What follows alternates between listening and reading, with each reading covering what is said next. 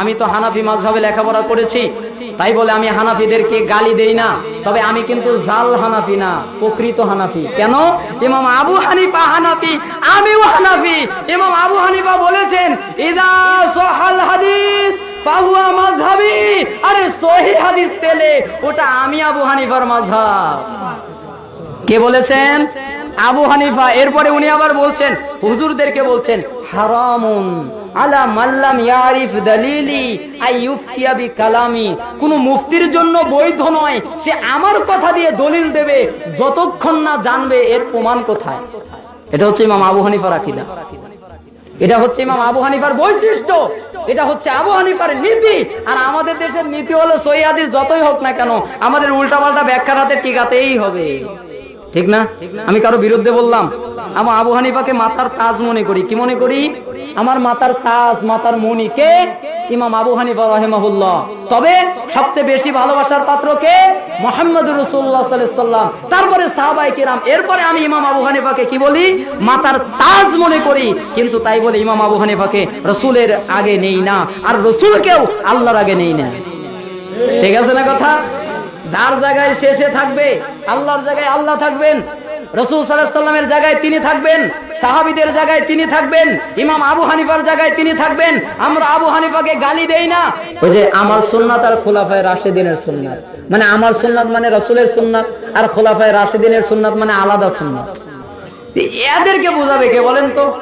এখন আমি যদি বলি আমার সাদ আপনার সাদ, বলেন কয়টা সাদ? তো একে বোঝানোর জন্য তার ব্যাকরণের দরকার নেই, একটা নলেজই তো যথেষ্ট। আমার সূর্য আপনার সূর্য কয়টা? তো আমার আল্লাহ আপনার আল্লাহ কয়টা? তো আমার সুন্নাত খোলাফায়ে রাশিদিনের সুন্নাতে কি করে বুঝলো দুইটা হবে? পাগল এরকম উল্টাপাল্টা ব্যাখ্যা করে, আশ্চর্য কথা। যখন কোরআন হাদিস ঘাটি আর তাদের চিন্তা চেতনা পড়ি, আল্লাহু আকবার। মানে কোরআন হাদিস আছে কোরআনের জায়গায়, আর ব্যাখ্যা কোন দিকে যে দৌড় দিয়েছে তার কোনো হিসাব নেই। ব্যাখ্যা যার যার মতো চলে গেছে ছিটে ছিটে। তাহলে আমার সুন্নাত আর খোলাফায়ে রাশিদিনের সুন্নাত একটাই, সেটা কি? কোরআন এবং সুন্নাহ হাদিস। রাসূল সাল্লাল্লাহু আলাইহি ওয়াসাল্লাম কয়টা জিনিস রেখে গেছে? দুইটা। আর এরা বানিয়েছে চারটা, আর কত যে বানাবে। কেউ বানিয়েছে চারটা, কেউ বানিয়েছে পাঁচটা। পাঁচটা বানিয়েছে জানেন না? কোরআন, হাদিস, ইজমা, কিয়াসের পরে মাযহাব। না, মাযহাব মানা ফরজ বানিয়েছে না? আচ্ছা ফরজ কয় মাযহাব? মাযহাব কয়টা তাই বলেন? চারটা মাযহাব। কি? ফরজ। পাঁচ ওয়াক্ত সালাত কি ফরজ? আচ্ছা আপনি যদি ফরজ সালাত পড়েন, আল্লাহু আকবার ফরজ পড়লাম, আর বাকি চার ওয়াক্ত পড়বো না, কি থাকবেন? ফরজ না?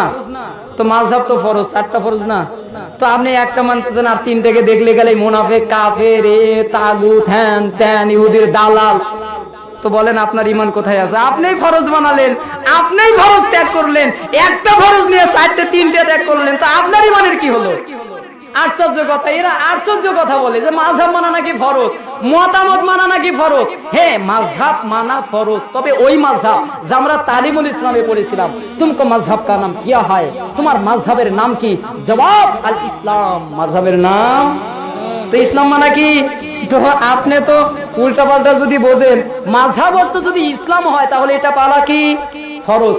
আর মাযহাবের অর্থ যদি মতামত হয় তাহলে এটা পালন করা কোরআন সুন্নাহর আওতায় থাকলে ফরজ, আর কোরআন সুন্নাহর উল্টা গেলে হারাম।